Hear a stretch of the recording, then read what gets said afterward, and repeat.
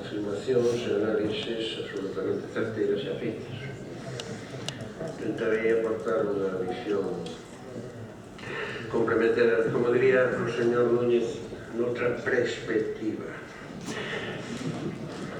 É ben sabido que após a caída de Roma en mans dos chamados bárbaros por estranxeiros e a descomposición do Imperio Romano do Occidente, a cultura e a civilización de Europa branguida por ese imperio atravesaron un longo período plurisecular de profunda e avesía escuridade, da que en rigor non darían saído plenamente hasta o primeiro renacemento europeo, que o medievalista Georges Duby sitúa no século XII, non no XV, curiosamente o coñecido como século de Xemílez na historiografía galega.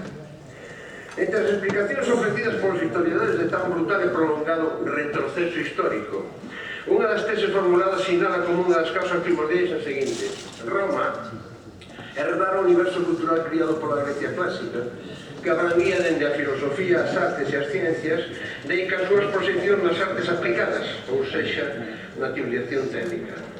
Mas durante a fase de declive do imperio, o cultivo e transmisión do coñecemento filosófico e científico foran progresivamente desleixados, até confinarse case exclusivamente nos coñecementos úteis para a reproducción das condicións materiais de existencia da súa civilización, que non da súa cultura. É dicir, desleixouse a formación en aras do adestramento. Abandonouse a investigación básica en favor da tecnolóxica. Substituíuse o saber polas avelencias. Así, cando cabe o imperio, ao esborrallarse a organización política, desintegrarse a organización social e destruirse en boa medida a realidade material da civilización técnica, no caótico mundo resultante emerxeu imperante a barbarie que xa rillara por dentro o anterior.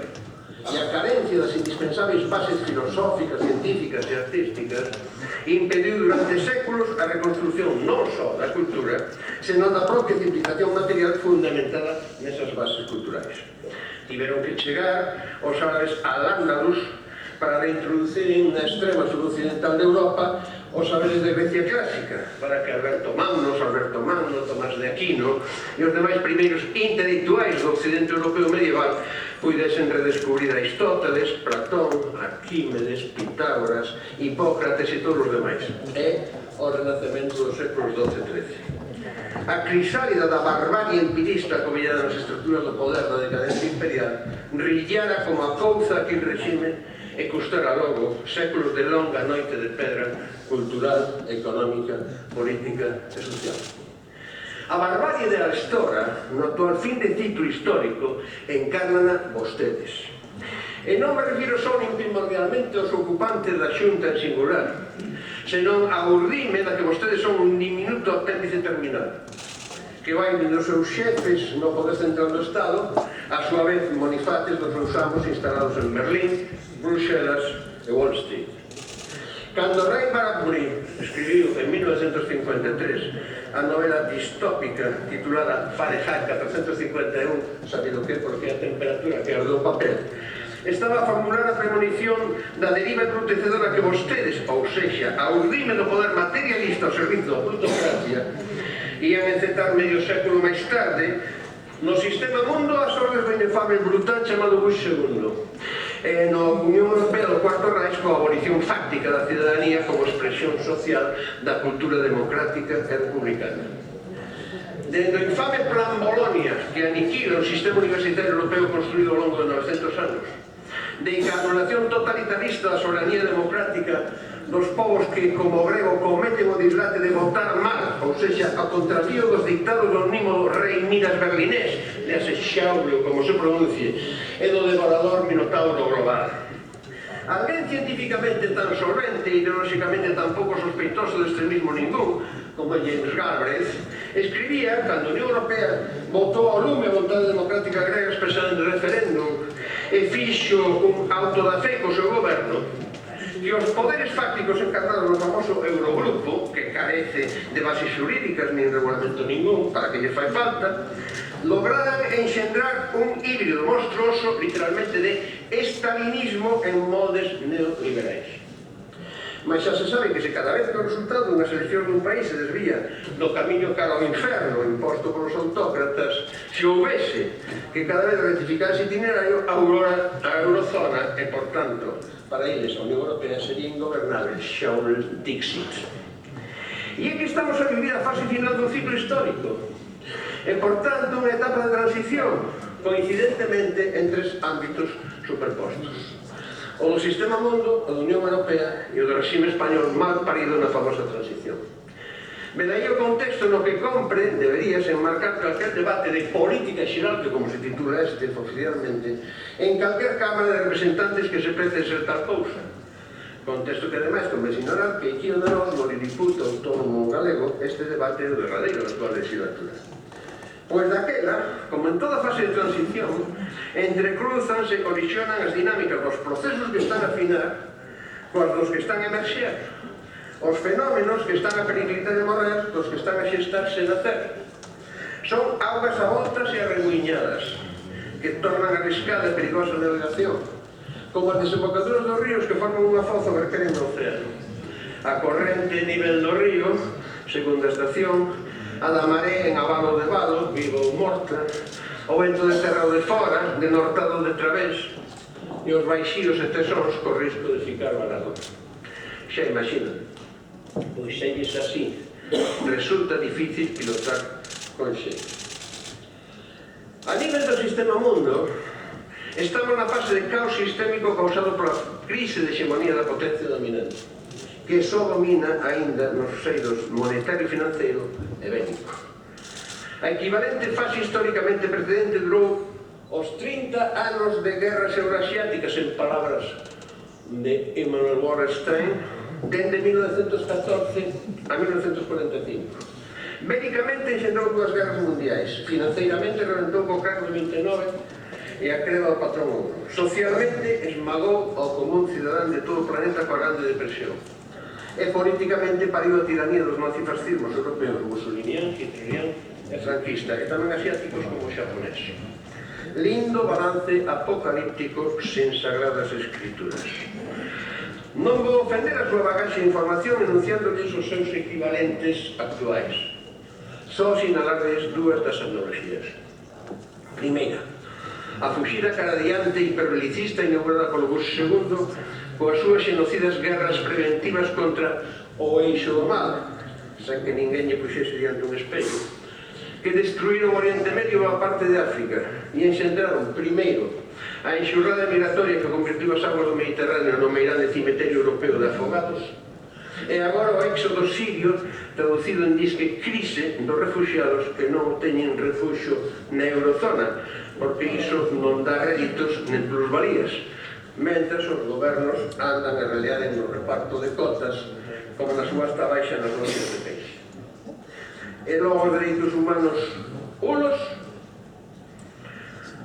pois no papel mollado dos tratados de Unión, e abonda con iso que quen transgrede eses dereitos é Venezuela, que escolarizou e deu sanidade gratuita e seguridade social aos nadies de Eduardo Galeano, non a Hungría xenófoga que pecha as portas e maltrata os refugiados, non o México do narcopresidente Peña e a masacre de Sotinapa e tantas outras, nin o expresidente colombiano Uribe, máximo responsable dos grupos paramilitares xenocidas, nen a racista Estado de Israel. Por suposto, tampouco o Shaule, tan xélidamente impertérrito perante a crise humanitaria grega, como o seu antecesor ministro hitleriano Walter Funk, verbo do traballo escravo imposto por los untermenschen, os subhumanos, agora os preguiceiros habitantes da Europa periférica do Sul. Nen tampouco, en fin, o goberno golpista e declaradamente nazi de Ucrania ou Ucraína, a quen Shaule e CIA, sin alusións, concederon este verán a condonación da débeda que un mes antes refugaran o goberno socialdemócrata grego de Siriza. Porque o impago de Ucraína non nos vai custar cartos como nos custaría o da Grecia, non si? Claro está, para Shaule e Rajoy, os extremistas son os demócratas socialistas ou demócratas tucu, non os nazis da Restora, que son da familia. E vostedes colaboran nesas infamias mentras impoñen o ensino da religión católica da contrarreforma no canto do latín, a filosofía, a literatura e o galego, claro. As humanidades para qué? Si vostedes andan a fabricar un mundo de androides a imaxe e semellanza súa. A segunda analogía trasladanos ao segundo nivel, o da Unión Europea. O edificio da Unión Europea esborrallouse, bombardeado pola artillería dos mercados, dende fora, e dende dentro por estúpido de fraudes como o da Volkswagen, por certo, fundada por Hitler, incluso o diseño do famoso cochecito. Que seca tampouco nos vai custar cartos aos demais, como nos custaron os buracos negros da banca alemá. E foi sustituído por unha escenografía en cartón pedra, ao xeito dos poblados Potemkin, os simulacros de vivenda do ministro zarista, famoso por iso mesmo, e que ademais de lle darlo involuntariamente nome ao corazón, tamén famoso polo filme de Einstein, seguramente fonte de inspiración para os políticos analistas e rajoyanos, promotores de obras megalomaníacas, nunca utilizadas para os seus pretensos destinos, dende aeroportos desertos a cidades da incultura, hoxe postas en saldo por 4 reas ou desintegrándose a cachos por mor do 20 imperio. Mas en rigor a verdade é que a construción da Unión Europea nunca se efectou siquera.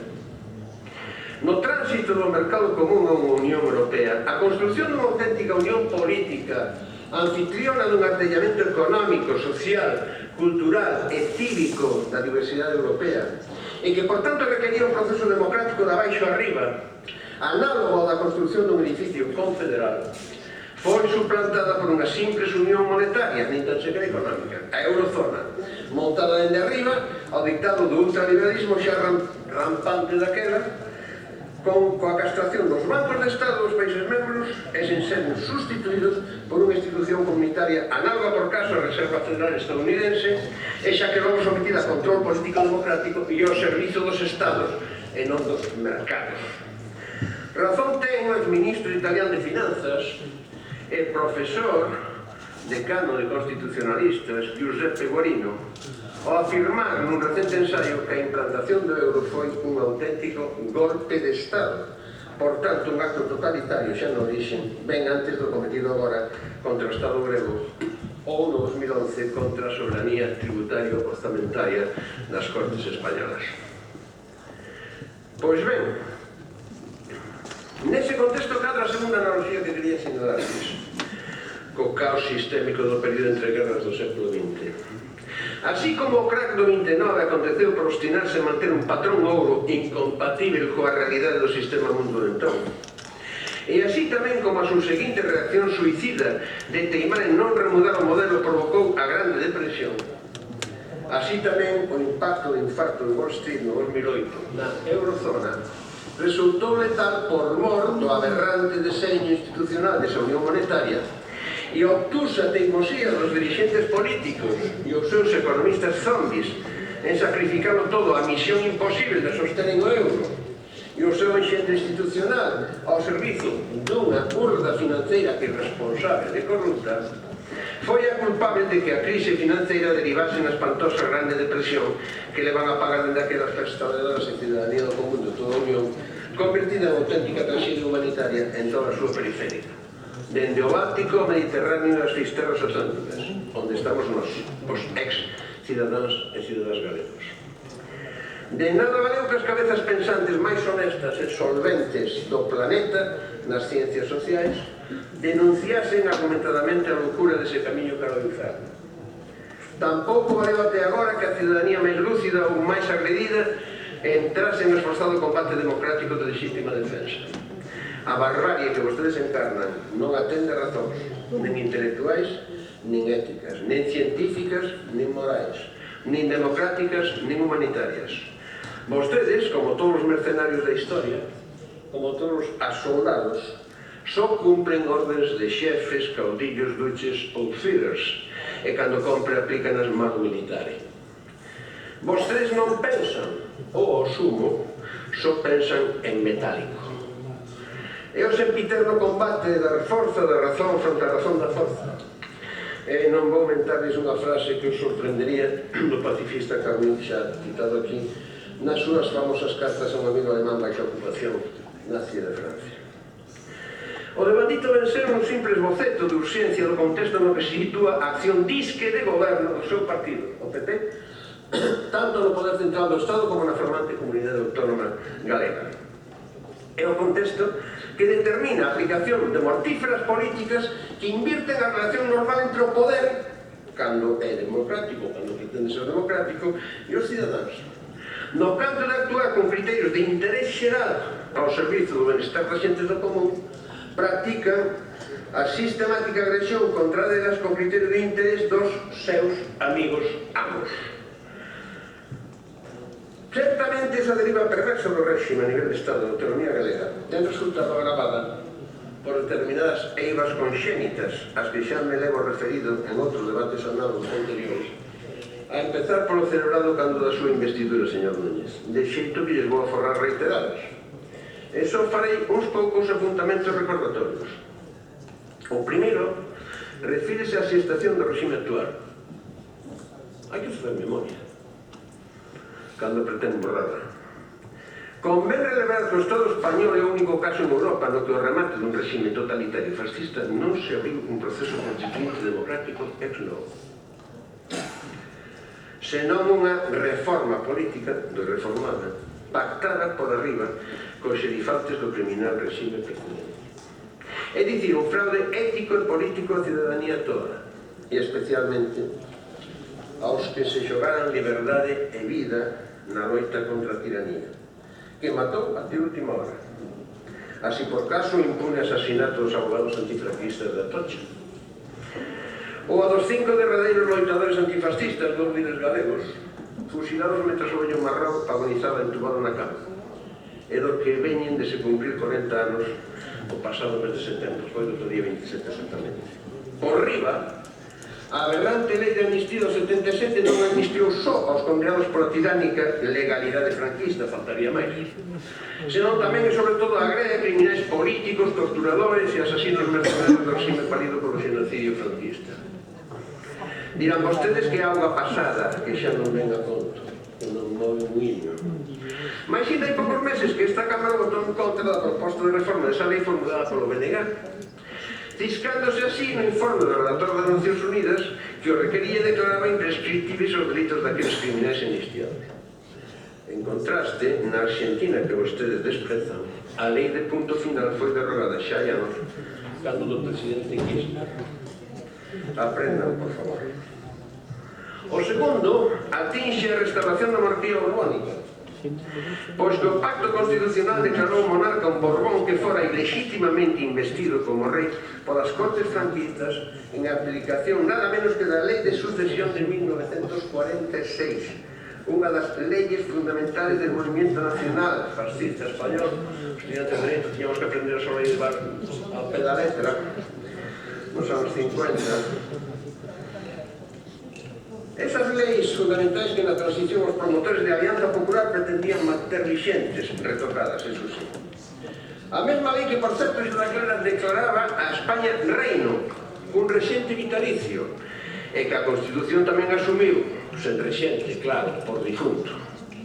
Tampouco iso é auga pasada, porque ese fraude ven de ter segunda edición na subrepticia sustitución de Juan Carlos I por Felipe VI, sen consulta ao disque, según vostedes, pueblo soberano de la nación española, única e indivisible. O terceiro consiste no injustificable rexeitamento de recoñecer constitucionalmente o dereito á autodeterminación, proclamado por os máis altos organismos da comunidade internacional, e documentalmente asumido por todas as forzas democráticas clandestinas no tardo franquismo, Felipe González incluído, como me consta por ter sido membro igual que él da Conferencia Socialista Ibérica en representación do xeo histórico que se gana. A cousa foi un grave contrasentido antidemocrático nun Estado sociopolíticamente, ou seja, obxectivamente plurinacional, como o español. E tivo con estas consecuencias, dende a violencia de ETA, que de ser reconhecido que o dereito non teria existido, de incapacidade constitucionalmente sin saída do potente proceso cívico independentista catalán de Arestora. Tampouco isto por tanto, é auga pasada, senón outro dos pecados orixinais, en léxico do seu catolicismo de cartón pedra, que conxugados cos pecados capitais da constante involución encetada xa a partir do madrugador golpe de Estado 23 de 81, só fallido a medias, e logo agravada e acelerada por o impacto devastador do furacán ultraliberal procedente de mito en Europa sobre as cláusulas constitucionais garantistas das liberdades cívico-políticas e dos dereitos laborais e sociais do común cidadán, explican abondo o proceso de descomposición institucional e social do actual regime que acaba a cada o estadio de putrefacción neste fin de ciclo histórico no corral nublado pola endémica corrupción, onde se está a representar aquí el premonitorio Celtiberian Show, da extinta revista Triunfo, amén da reposición da Corte de los Milagros e algún dos esperpentos máis sonados de don Ramón María del Valle Inclán. Por suposto, e no contexto da restauración borbónica, a autonomía galega tamén padeceu eivas conxénitas ou pecados orixinais. Dixenlles xa que asinalara cando a súa investidura nos vou reiterar. Entre o raquitismo das competencias realmente exclusivas atribuídas no Estatuto, a progresiva e impune invasión de todas elas polo poder central, e máis que aquí, a diferencia de Euskadi e Cataluña, as forzas alóctonas da dereita reaccionaria española ocuparon xunta e Parlamento todo o tempo agás legislatura e media, levamos un tercio de século, as eivas conxénitas que multiplicaron a especie e colleron a capacidade de autonomía para servir a Galiza, até convertida en simplesmente aparente ou virtual. Inclusive, durante os mandatos do home de Estado, que era o presidente Fraga, a quen diz que lle cabía ese Estado na cabeza, e que tentou botarlle o curso ao poder central do seu propio partido, e sabemos que non foi. Mas chegaron vostedes coa súa brigada de demolicións e fixeron o que nin Fraga pretendera facer e semellaba inconcebible. Deron o salto cualitativo de utilizaren as institucións de autonomía contra o autogoberno dos cidadáns e as cidades galegas. Puxéronas ao servizo da metrópole ultraliberal teutona e da súa sucursal carpeto-betónica da Moncloa. Primeiro, dende a oposición boicotearon a reforma ampliadora e afortaladora do Estatuto promovida polo bipartito e claramente apoiada pola sociedade civil, como se puxera manifesto na roda de comparecencia celebrada daquela deste Parlamento. Despois, empoleirados na Xunta, procederon a convertir o Estatuto nun esquelete sen músculos, nen nervos, nen sangue e o peor de todo, sin cerebro. Non lles vou facer aquí o inventario dos seus estragos. Parte deles xa os fixeron as dúas deputadas do Grupo Mixto e máis o compañeiro Jorquera. E faláñenos a miña compañera Yolanda Díaz na defensa das nosas propostas para tentarnos remedialos. Só relembrarei escuetamente os seus 7 pecados capitais, inda que cumpriría engadir o feminicidio. 34 mulleres galegas asesinadas dende 2009, para completarmos así a redacción primixenia de San Casiano, no século VIII, así que eran 8, en vez de 7. Algúnas mostras recentes deses estragos. O expolio e bloqueo de enerxía eólica e demais alternativas, coa sumisión aos estafadores conglomeradas eléctricas, a expatriación de Fenosa, a agresión á autoxeneración culminada agora polo ministro Soria con novo terrorismo, o escándalo do falso déficit tarifario, falsificación dos contadores, amén de Sogama e a brutal contaminación polo externo eléctrico. 2. O roubo das caixas, xa mencionadas, regaladas despois de saneadas con 9.000 millóns pagados polos cidadáns para que os novos propietarios fixesen 1.500 de beneficios no primeiro ano, que estaban moi mal, pero 1.500 de beneficios, dixos. E o secuestro da súa fundación, que ainda lles bican a man agora recentemente con unha esmola de 18 millóns de euros.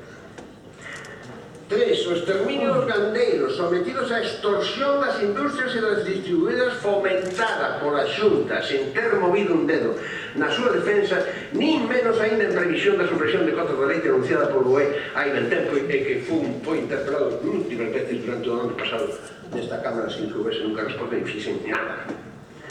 E no mar o acoso ás flotas de altura e baixura, o escándalo de omisión de fora envasado en conserva aquí como produto galego, o ou a nova ofensiva das principaturías de peixe lixo, anunciada, polo visto. 4. A reducción das xentes traballadoras da escravitude e inseguridade.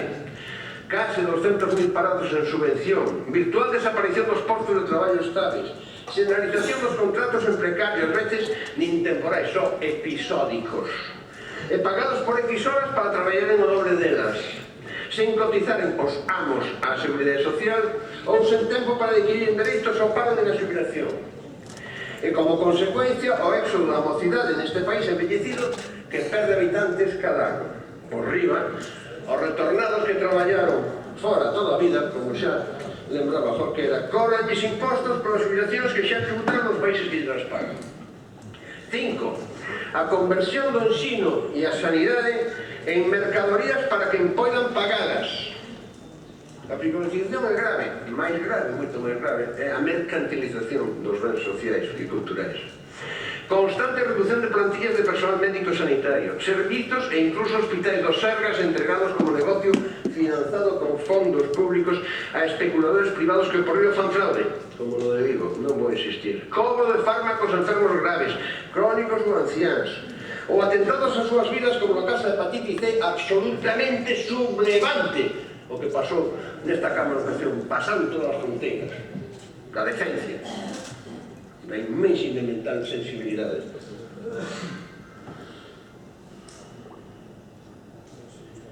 Todo eses son auténticos crimes contra os dereitos humanos. O mesmo que o desmantelamento dos servicios sociais, a dependentes e disminuídos os cambios do risco, etc. 6. O etnocidio, ou seja, criminal desleixo en mesmo a agresión á cultura, ao patrimonio e idioma propios do povo galego. Mas tamén a cultura sin máis, a toda actividade cultural, creación e investigación científica, ou seja, inoculación da barbarie na sociedade. É o seu objetivo. Canto máis besta sexa a xente, máis posible é que vote ao PP por alienación. Entón, ese é o chollo. 7. O ecocidio, agresión aos ecosistemas e ao medio ambiente, desprotección dos espacios naturais, de todos os frentes da barbarie utilitarista, eucaliptización, pandemia dos incendios, cultivos enerxéticos e transxénicos, exterminio das sementes autóctonas, contaminación das rías, os ríos e a atmósfera, minería selvaxe. Todo agravado polas súas leis de montes, do solo, de augas, de costas. Por mencionarse aquí, vai agravar o problema. Os seus plans de actividades extractivas, de agricultura literal, toda unha batería preparada para cometer un novo macroespolio se acaso remata a Gran Depresión, mas daquela, por fortuna, non estarán vostedes no poder. Lémbrense ben, hai agora 2 anos, este portavoz enunciaba unha diagnose do estado de ánimo e actitude de diversos sectores cidadáns. Desglosaba 2 tipos: os que se sinten impotentes, desesperan e se resignan, e os que se arrepoñen, autoorganizanse e combaten fronte a tanta barbarie do poder. E arriscábame a pronosticar. Deses está a vir a maré da rebelión cívica que acabará co poder innado e autocrático de vostedes. Tomáronme outra volta por tolo. Mas na primavera seguinte, esa maré de rebelión cívica emerxeu a nivel do Estado das eleccións europeas. E un ano máis tarde, na primavera pasada, coas eleccións municipais, a maré da rebelión cívica traducirse, literalmente en Galicia, nas grandes mareas que asolagaron cunha vivificante enxurrada democrática os castelos rochedos dos 3 grandes feudos que vostedes ainda dominaban no arco que vai do Golfo Ártabro á cabeceira do Sar. Menudo éxito do señor Núñez, se cadra tamén do señor Vice. Vice, non? Sí. Que puxera digitalmente ao seu mellor conselleiro ao mando do tamén seu esperpento compostelán, que declarara a Ferrol base naval inexpugnable da súa armada e até proclamara o seu alcalde da Coruña como o mellor alcalde de Galicia.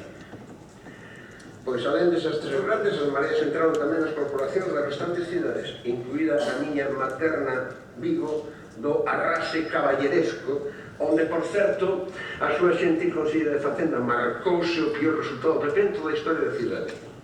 Claro, el decía que os millores que os mandaba por concellos. Despois de eso, colleu dos concellos para repoñer o lugar dos millores. Pois, seña, o criterio é que, en vez de que a mellor xente ten que estar no goberno que preside, ten que estar nos concellos. unha primeira liña, porque para a Xunta, para gobernar, vale calquera con tal de que esteña el. En conxunto, houve por toda Galicia adiante até 70 candidaturas municipais desa mesma índole ou nada, con protagonismo cidadano e fórmulas variables de unidade popular.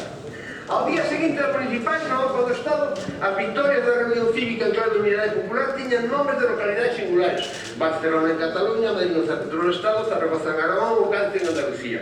Só a respecto de Galicia se conxugaban en plural con rótulo xentilicio. Eran as mareas galegas. A barallo xeral, mira ti, no consabido feudo do PP, quen te lo iba a decir?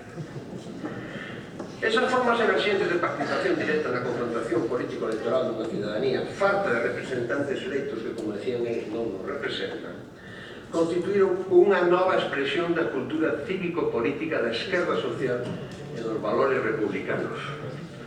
Foron elas o auténtico motor do salto adiante que se operou con ocasión das municipais.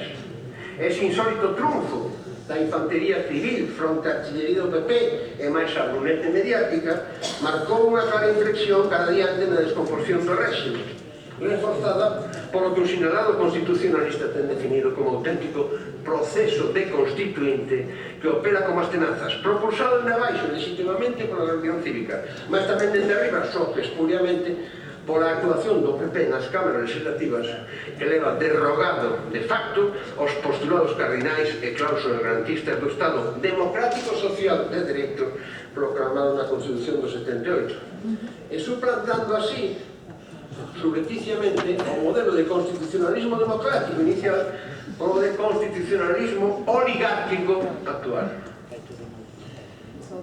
Vou rematar. Derrotarmos a esa oligarquía, desaloxarmos do poder, restaurarmos a democracia, abrirmos de vez un novo ciclo. Eis o reto que temos diante, a batalla que compre librarmos xa nas vindeiras eleccións ás Cortes do Estado. Mas para calarmos ese objetivo é preciso artellar entre sí os diversos actores que están polo labor e definir conxuntamente os eixos vertebrais dunha estrategia caída para que o pobo galego irrumpa como suxeito político soberano no escenario desas vindeiras eleccións ás Cortes. É iso o primeiro requisito, a presencia e participación do pobo galego como suxeito político de ser nese combate a prol da regeneración democrática da sociedade. Porque un pobo sometido a espolio colonial como o galego só pode confiar nunha mudanza de ciclo político na que il mesmo sexe decisor soberano dos seus actos. Nada recibiu nunca o pobo galego da España eterna e ben demostrado está xa que a autonomía otorgada xa un terzo do século non lle serviu para resolver os seus graves problemas endémicos, sexan sociais, ambientais, económicos, culturais ou lingüísticos. Menos aínda para se emancipar Galiza da súa sempiterna condición de serva. Todos os que dicimos asumir e defender o dereito de decisión dos povos naciones do ámbito do Estado debemos congruentemente asumir ese principio, ese postulado. A nación galega integramos a todos os cidadáns e cidadáns que somos galegos e galegas de nación, que non de nacemento. Pois quen vive e traballa integrado en Galiza, asumindo esa integración, é tan galego como que naceu nela. O pobo galego é unha comunidade de orixe e unha comunidade de cultura xestadas e forxadas ao longo da historia de hai máis de 2 milenios. Como cantan Mini e Mero, xa estábamos por aquí cando chegaron os romanos. Mas en moldes democráticos a nación galega é o conxunto da cidadanía que integra e ese é o suxeto político titular da soberanía nacional. E ese é o que ten que protagonizar o combate na palestra política. Mas ese conxunto non é un saco de area, é plural e internamente diverso, dende a estrutura de clases e o espectro ideolóxico. Por tanto, a nación sobarda o espazo social do nacionalismo, malia que as formacións políticas e cívicas nacionalistas foron históricamente, e seguen a ser a história, as ferramentas primordiais da construcción efectiva da nación galega como suxeto soberano. De xeito análogo, a esquerda socialmente existente sobarda o espazo das diversas forzas políticas que se reclaman de esquerda. E xa que logo as chaves para artellarmos os diversos actores que están a participar no debandito proceso deconstituinte, asumindo a nación en clave de esquerda e maioría social, ou sexa, clases populares e común cidadán. Cada un diles ten a súa ideoloxía, o seu espazo de loita e a súa perspectiva sobre o conxunto. mas todos son necesarios, as mareas municipais, as plataformas e movimentos cívicos sociais activos na sociedade civil e as forzas políticas confrontadas cos poderes que agreden os cidadáns do mundo. Remato xa. Compre, pois logo, que cidadáns autoorganizados e forzas políticas leais a eles loitemos conxuntamente nunha estrategia de unidade popular para darmos remate a este fin de ciclo, é dicir, para darmos cabo deste corrompido e agónico regime político e encetarmos, tanto na Galiza como no ámbito completo do Estado, un ciclo novo. Compre resgatarmos a democracia, hoxe secuestrada, como se dixen, por sátrapas da Unión Europea e os seus lacaios en Madrid e San Caetano. Compre-nos, sí, reinstaurar e reinstituir a democracia hoxe prácticamente abolida en toda a Unión Europea e facérmolo en Madrid solidariamente republicana. Non che hai outra, como din nestes casos os meus veciños do rural, e eu suscribo e exhorto a todos e todas a por en obra. Moitas gracias. Gracias.